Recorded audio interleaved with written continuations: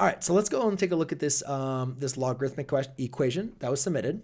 And a couple things to look at when you're solving for logs is we either want to use the one-to-one property or we want to be able to convert this to an exponential equation, which is typically when we're dealing with logs, a lot of times having them converted to an exponential is going to allow us to be able to solve them, but not always the case.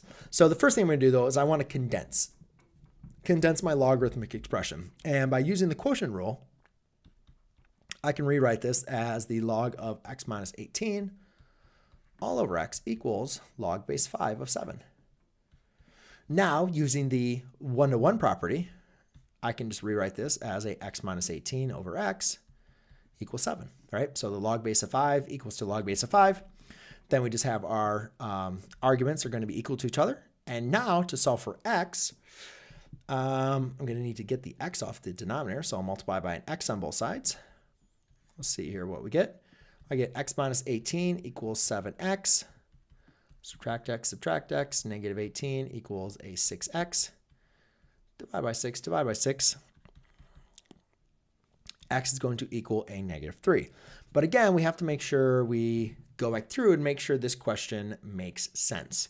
And it doesn't look like it's going to make sense because when you're thinking about an exponential equation like 5, so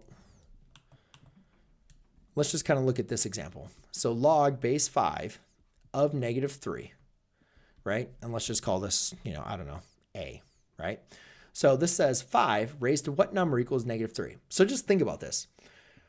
If you take the number 5 or any number and raise it to a power, are you ever going to make it negative? And the answer is no. Like that's impossible through our real number system that I can have a number a that's going to make this equal to a negative number, even if it was negative 5, right? Because it doesn't, if a is positive, right, or negative, it doesn't make this answer, right? Negative just makes it the reciprocal, right?